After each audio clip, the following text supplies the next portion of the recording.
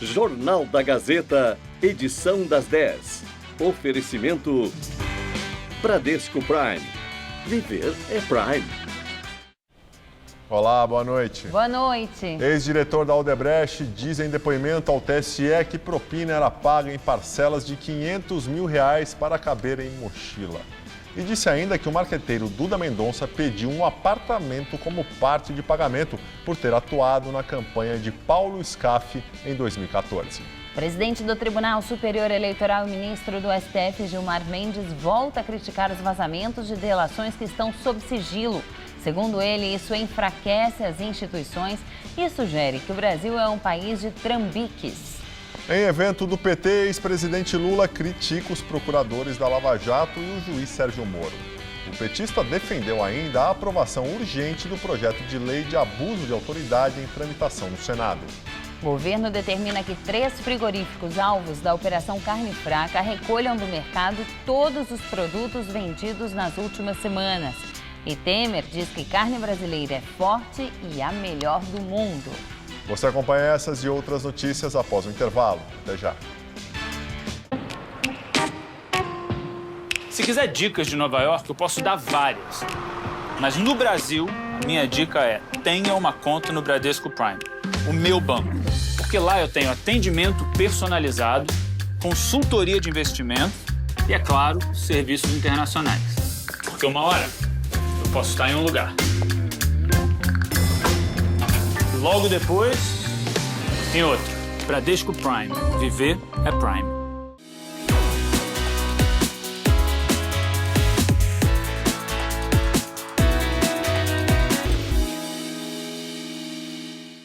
Eu acho que o curso de jornalismo da Casper certamente me ajudou muito na profissão. Principalmente no início da carreira, o jornalista encontra situações completamente diferentes. Um dia ele cobre o governo do estado, no dia seguinte ele cobre polícia, no outro dia ele cobre um movimento social. Esse caráter generalista do conhecimento do jornalista é muito importante. Então a formação dele tem que acompanhar esse trabalho, senão fica uma coisa técnica e fria demais. Eu escolhi a Casper porque era a escola que me daria a formação profissional de maneira mais objetiva, por ser uma faculdade que me dava instrumentos práticos para exercer a profissão. Por isso eu sou Casper. Somos todos Casper. Figa, olho grego, crucifixo, o que não falta são símbolos de proteção a serem usados. Você já parou a pensar por que esses símbolos são considerados amuletos? Confira no Todo Seu de hoje. E para ir ainda mais fundo nesse tema místico, eu recebo a egiptóloga Flávia Haddad para falar sobre os mistérios do Egito.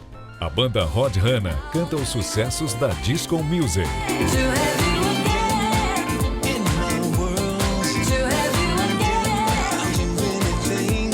Todo Seu, hoje, 10h30 da noite.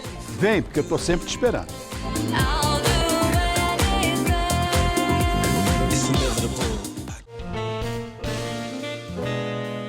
Oferecimento CVC, sempre com você.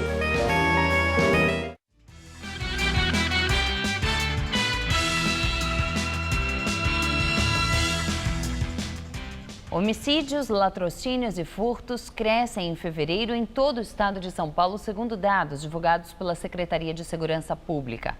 Já o número de roubos em geral e furtos e roubos de veículos caíram.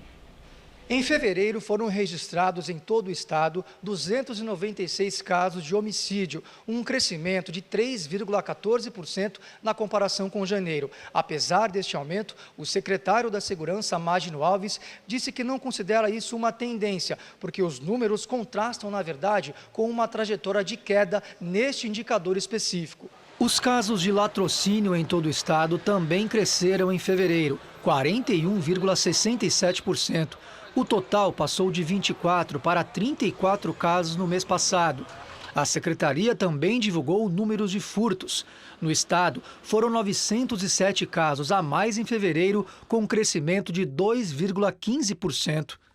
Por outro lado, o número de roubos em geral, que não contabiliza roubos de veículos e de carga, caíram no período, queda de 1,5%, com 384 casos a menos no mês passado. Furtos de veículos também caíram em fevereiro, 8,82%. Ao final da coletiva, o secretário comentou o levantamento da ouvidoria da polícia, que mostra um aumento de 78% nas denúncias de abuso por parte de policiais no ano passado. Segundo a ouvidoria, apenas 3% dos casos são solucionados. Toda e qualquer denúncia de atividade irregular de policial civil ou militar que chegue à ouvidoria, eles repassam para as nossas corregedorias e eles vão ser apurados. O resultado pode significar na expulsão do policial civil ou militar, como pode resultar também no arquivamento, se você não tiver evidência concreta da prática de um ilícito pelo policial. Relatório da Secretaria de Administração Penitenciária do Rio de Janeiro mostra que o ex-governador Sérgio Cabral está recebendo visitas de forma irregular no presídio. Segundo o documento, o filho do ex-governador, o deputado federal Marco Antônio Cabral, do PMDB, fez 20 visitas ao pai fora dos dias e horários permitidos. As informações são da Globo News. E agora há pouco, o Superior Tribunal de Justiça concedeu em decisão liminar prisão domiciliar a Adriana Anselmo, mulher de Cabral, que está presa em Bangu. Ela já tinha conseguido uma decisão neste sentido, mas foi derrubada 3 dias depois, a pedido do Ministério Público. O Partido dos Trabalhadores realizou hoje um encontro para discutir a Lava Jato. O ex-presidente Lula, alvo de 3 ações penais na operação, criticou procuradores e juízes. Logo no início, o ex-presidente Lula se emocionou e voltou a criticar procuradores e juízes. Nem o Moro, nem o Dallagnol, nem o delegado da Polícia Federal têm a lisura, a ética e a honestidade que eu tenho nesses 70 anos de vida. Lula também pediu a aprovação urgente do projeto de lei de abuso de autoridade do senador Renan Calheiros, do PMDB. O petista é alvo de 5 ações penais, sendo 3 no âmbito da Operação Lava Jato. Lula atacou diretamente o coordenador da Lava Jato. Em setembro do ano passado, o procurador Deltan Dallagnol fez uma apresentação em PowerPoint em que afirmou que o ex-presidente era o comandante máximo do esquema de corrupção na Petrobras. E eles tentar, como aquele Dallagnol, dizer que, sabe, o PT foi criado para ser uma organização criminosa e quando eu fui montar o governo era para montar uma organização criminosa. O que aquele moleque conhece de política? Ontem, a defesa de Lula protocolou uma petição junto ao Conselho Nacional do Ministério Público solicitando a apuração de eventual desvio de função de Dallagnol. O pedido é para que se investigue as sucessivas entrevistas coletivas concedidas pelo servidor federal, que, segundo os advogados, tinham como objetivo atacar a honra e a imagem do ex-presidente. Em outro processo, a defesa pede R$1 milhão de indenização do procurador por danos morais. Lula, que em outras ocasiões já afirmou que será o candidato do PT à presidência da República em 2018, desta vez foi mais cauteloso. Em seu discurso, disse que não quer ser acusado por antecipação de campanha. Foi feito um vídeo comigo numa academia, né? E aí não sei quem colocou uma música, não sei se é do Chico a música, eu tô voltando, não sei das quantas. E aí eles estão alegando que aquele vídeo é antecipação de campanha. Monteiro é antecipação de campanha. Avenida Paulista é antecipação de campanha. No dia 3 de maio, o ex-presidente prestará depoimento ao juiz Sérgio Moro, em Curitiba. Esta será a primeira vez em que eles ficarão frente a frente. Ex-diretor da Odebrecht diz em depoimento ao TSE que propina era paga em parcelas de R$500 mil para caber numa mochila. E Huberto Mascarenhas falou dentro do processo que pode caçar a chapa Dilma Temer eleita em 2014. Segundo a Lava Jato, Mascarenhas era o responsável pelo Departamento de Operações Estruturadas da Odebrecht, setor que ficou conhecido como Departamento de Propina da empreiteira. Ele relatou no depoimento ao TSE que a regra em limitar os pagamentos em dinheiro a R$500 mil se devia ao fato de que a quantia era o máximo que cabia em uma mochila. Ele disse ainda que os pagamentos em dinheiro eram feitos em todos os lugares, desde hotéis a cabaré. Os depoimentos foram vazados para a imprensa ontem. Em um deles, o ex-presidente do grupo, Marcelo Odebrecht, disse que a ex-presidente Dilma Rousseff sabia da dimensão das doações por meio de Caixa 2, feitas pela empresa à campanha da petista à reeleição. Ele disse que a empreiteira doou R$150 milhões à chapa Dilma Temer na eleição de 2014, mas não precisou quanto do valor foi doado por meio oficial e quanto entrou via Caixa 2. Dilma chamou as declarações de levianas e exigiu que Marcelo Odebrecht comprove as denúncias. Hoje, em Brasília, o ex-ministro da Justiça, José Eduardo Cardoso, também saiu em defesa da petista. Ele foi advogado de Dilma durante o processo de impeachment. Embora eu não tenha participado da campanha em 2014, eu era ministro, a orientação que vinha dela era muito clara para que não se tivesse nenhum tipo de despesa não contabilizada, até por razões óbvias, tá certo? Quer dizer, o Brasil está passando por uma mudança, por uma revisão, e a orientação era muito clara dela. Então, isso para mim colide frontalmente. É claro que vai haver uma investigação, mas no final eu tenho absoluta certeza que não será consistente. E o ex-diretor da Odebrecht disse ainda que o marqueteiro Duda Mendonça pediu um apartamento como parte de pagamento por ter atuado na campanha de Paulo Scaff em 2014, ano em que Scaff foi candidato ao governo de São Paulo pelo PMDB. Segundo Huberto Mascarenhas, Duda Mendonça pediu que comprassem para ele um apartamento em Salvador, que custava entre R$6,5 milhões e R$7 milhões. Em troca, segundo o delator, eles estariam quites. Com a negativa, Mascarenhas disse que então Duda pediu que fossem comprados cavalos. O delator relatou que negou novamente a proposta e disse que Duda iria receber bufunfa, aqui ou em conta no exterior. Segundo Huberto Mascarenhas, foram acertados R$10 milhões para a campanha de Scaff e que desse montante, R$6 milhões foram pagos a Mendonça. Em sua defesa, Paulo Scaff disse ter total desconhecimento do assunto e afirmou considerar um absurdo as informações de que despesas de sua campanha política foram pagas com recursos de Caixa 2. Duda Mendonça não quis se manifestar. Ele tenta fazer um acordo de delação premiada com a Justiça. Presidente do Tribunal Superior Eleitoral e ministro do STF, Gilmar Mendes, volta a criticar os vazamentos de delações que estão sob sigilo. Segundo ele, isso enfraquece as instituições e sugere que o Brasil é um país de trambiques.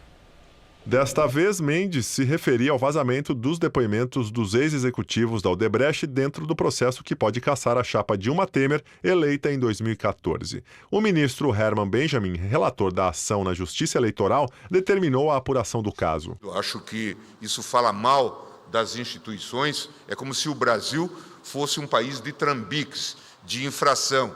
Assim como nós não podemos praticar vazamento aqui, ninguém pode fazê-lo, nem procuradores, nem juiz, nem ninguém. Durante a semana, Gilmar Mendes já tinha criticado os vazamentos. O ministro acusou a Procuradoria-Geral da República de vazar para a imprensa as delações contra políticos citados na Lava Jato.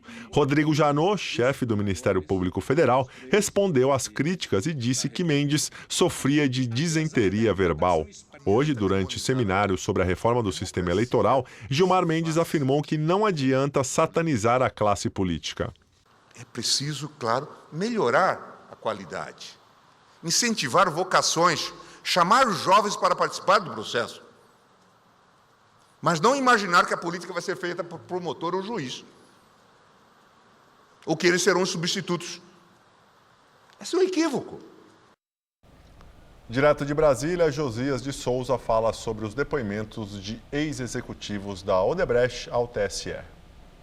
Ao empurrar os depoimentos dos delatores da Odebrecht para dentro do processo sobre a cassação da chapa vitoriosa nas eleições presidenciais de 2014, o relator do caso, ministro Herman Benjamin, ofereceu ao Tribunal Superior Eleitoral a oportunidade de fazer história.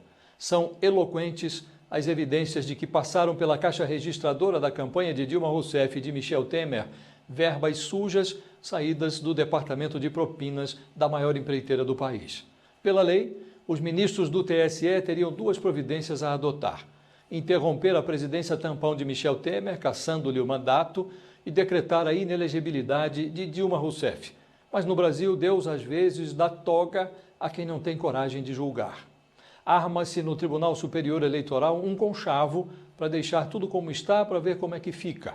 Inédito, o processo do TSE contra uma chapa presidencial poderia representar um marco saneador. Mas em vez de promover a limpeza, fixando novos parâmetros de asepsia, a turma do deixa disso prefere acomodar o lixo sob o imenso tapete nacional. O TSE pedirá aos brasileiros que tapem o nariz em nome da estabilidade da República. O Brasil virou um país inusitado. Nele, todos veem o problema, mas ninguém quer enfrentá-lo. Apesar de tudo, o país tem saída. Ainda não roubaram o Aeroporto Internacional de Cumbica. Boa noite. Prefeito de São Paulo, João Dória, rebate afirmações de Fernando Henrique Cardoso ao jornal O Globo e diz que o ex-presidente já errou o prognóstico 2 vezes. A FHC afirmou que Dória está começando e que considera prematuro pensar no nome do prefeito para a corrida presidencial de 2018. O ex-presidente também afirmou que credibilidade não é igual a popularidade e que 1 ano e meio à frente da Prefeitura de São Paulo não é suficiente para construir uma liderança, mas pode dar voto. Dória rebateu, afirmando que a FHC disse que ele não seria eleito nas prévias do PSDB e depois que ele não venceria a disputa pela Prefeitura de São Paulo. Questionado sobre se achava que venceria em 2018, Dória afirmou apenas que a FHC errou nos 2 prognósticos. Presidente Michel Temer diz que a carne brasileira é forte e a melhor do mundo. A declaração foi dada durante o evento do Minha Casa Minha Vida em São José do Rio Preto, interior de São Paulo. Temer estava acompanhado do governador Geraldo Alckmin, do PSDB. Mas a carne não é fraca, não, Aloysio. A carne brasileira é a melhor carne do mundo. Vocês sabem que um dos grandes mercados que nós temos é exatamente a proteína animal vendida para 150 países do mundo. Questionado pelos jornalistas sobre as delações da Odebrecht e a situação dos 6 ministros citados nestas delações, ele não quis se manifestar. O governo brasileiro determinou hoje que 3 frigoríficos alvos da Operação Carne Fraca da Polícia Federal recolham do mercado todos os produtos vendidos nas últimas semanas. As empresas têm até 5 dias para fazer o recall das carnes sob pena de multa do governo. A determinação inclui os frigoríficos Pecim, Souza Ramos e Transmit. Todos os produtos dessas empresas devem ser recolhidos com o devido reembolso do valor gasto pelo consumidor nos pontos de venda. A decisão de tirar os produtos brasileiros das prateleiras aconteceu também em Hong Kong, onde o governo determinou que qualquer carne de origem animal importada do Brasil seja recolhida do mercado. O país asiático era o maior comprador da nossa carne, com cerca de 718 milhões de dólares. Hong Kong está na lista que hoje chegou a 18 países que já adotaram restrições à carne brasileira. Nesta tarde, a União Europeia anunciou que vai rejeitar os produtos que já estão parados nos portos da região ou seguindo do Brasil em navios. O Comissariado Europeu também anunciou que vai viajar para o Brasil na quarta-feira, onde terá encontros com autoridades nacionais. As exportações de carne suína e de frango caíram mais de 40 milhões de dólares no Brasil desde o início da Operação Carne Fraca, sexta passada. O montante representa 22% dos 185 milhões de dólares em produtos que saíram do país. O maior beneficiário da crise brasileira é a Austrália, que hoje fechou acordo com a China para aumentar a participação da carne deles no gigante asiático. Para diminuir a pressão política sobre o caso, o juiz federal Marcos José Grey, responsável pela Operação Carne Fraca, declarou hoje que o intuito da ação da Polícia Federal é apenas punir a corrupção. Baseado nos documentos entregues pelo delegado do caso à Justiça, o juiz disse hoje que não se pode afirmar que as empresas investigadas estão colocando produtos impróprios para o consumo no mercado e ameaçando a saúde pública. Nos Estados Unidos, um grupo de investidores americanos está processando a JBS por causa das perdas provocadas pela Operação Carne Fraca. Os papéis da companhia negociados na Bolsa de Nova York perderam 10% do valor em uma semana. Passa de 50 o número de feridos no atentado de Londres, que ocorreu há 2 dias. Pelo menos 31 pessoas ainda estão hospitalizadas. A polícia afirma que Khalid Massoud, autor do ataque, usava vários outros nomes. Nos anos 2000, o britânico trabalhou como professor de inglês durante 2 anos na Arábia Saudita. De acordo com as autoridades, Massoud teria se convertido ao islamismo já adulto, depois de ser condenado por crimes como porte ilegal de armas e agressões físicas. Antes de atropelar dezenas de pessoas na ponte de Westminster e esfaquear um policial, o autor do atentado passou a noite num hotel em Brighton, cidade no litoral da Inglaterra. Mais 3 suspeitos de envolvimento no atentado foram presos hoje. Na região onde ocorreu o ataque, flores são deixadas em homenagem às vítimas. Nos Estados Unidos, o presidente Donald Trump tem primeira grande derrota no Congresso. Os parlamentares republicanos desistiram de votar hoje a proposta de reforma na saúde, que iria substituir o Obamacare, programa criado pelo ex-presidente Barack Obama. O presidente da Câmara e líder republicano Paul Ryan afirmou ao presidente americano que não tinha votos suficientes para passar o Trump Care por causa da discordância dentro do partido. A votação já havia sido adiada de ontem para hoje e o governo Trump ordenou às embaixadas americanas mais rigor para dar vistos para os Estados Unidos. O secretário de Estado americano pediu a identificação de populações que justifiquem maior análise. Para elas serão adotadas medidas mais rígidas, como um questionamento detalhado sobre o histórico de viagens e de trabalho, números de telefone, contas em redes sociais e endereços de e-mail utilizados nos últimos 5 anos. Ibama mantém multa de 50 milhões de reais à Volkswagen. De acordo com o órgão, a Volks usou um dispositivo ilegal para fraudar testes no Brasil. A montadora teria usado o mesmo dispositivo que fraudou testes de emissões nos Estados Unidos para contornar a fiscalização ambiental brasileira na venda de picapes do modelo Amarok. O Ibama também quer o recall de 17 mil unidades da picape. Em setembro de 2015, a Volkswagen assumiu que 11 milhões de carros em todo o mundo tinham um dispositivo que driblava a inspeção ambiental. Sobre a multa do Ibama, a Volks no Brasil disse que foi notificada e que vai se manifestar oportunamente. E agora vamos ao comentário de cultura com César Chiob. O escultor Nicolas Vlavianos ganha uma retrospectiva a partir de amanhã na Pina Estação, o segundo prédio da Pinacoteca, aquele que abrigou o DOPS, de malfadada memória. Vlavianos nasceu na Grécia, mas veio a São Paulo a convite da Bienal em 1961 e nunca mais voltou. Aqui desenvolveu uma carreira respeitada como artista plástico e professor da FAAP. Sua escultura tem vocabulário próprio e único. Mistura organicidade e geometria, esquivando-se das discussões concretas e conceituais de sua geração. A mostra apresenta também desenhos e projetos dessas esculturas. A homenagem a Vlavianos, que está com 88 anos, é muito bem-vinda. A mostra fica até junho. O Museu da Casa Brasileira e o Instituto Italiano de Cultura trazem uma exposição do trabalho do designer italiano Ettore Sottsass, mundialmente conhecido por liderar o grupo pós-modernista Memphis nos anos 80. No centenário de Sottsass, a mostra, que é montada pela Olivetti e já foi apresentada na Bienal de Arquitetura de Veneza do ano passado, traz a linha de móveis e objetos para escritório criados pelo designer para a indústria italiana e lançada em 1972. Abertura na terça, dia 28, até 14 de maio.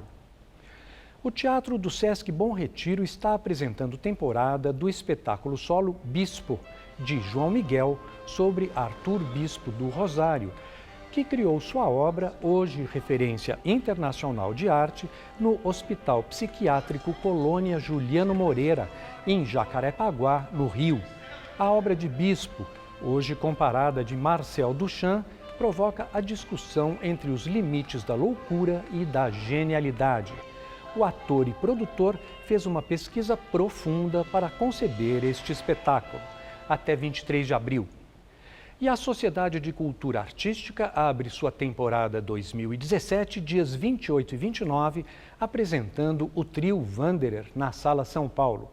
O conjunto francês, com 30 anos de atividade, é um dos mais respeitados do circuito internacional de música e traz um programa com obras de Beethoven, Schubert, Tchaikovsky, Fauré e Copland. Aproveitem. Boa noite. Nós ficamos por aqui. A edição de hoje pode ser vista no site do Jornal da Gazeta. Uma boa noite e um excelente final de semana. Até segunda-feira, Ju. Até segunda-feira, Gabriel. Uma boa noite para você. Fique agora com Rony Von, na Todo Seu.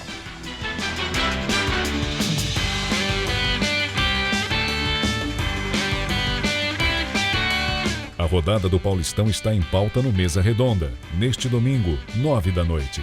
Assista agora, Todo Seu.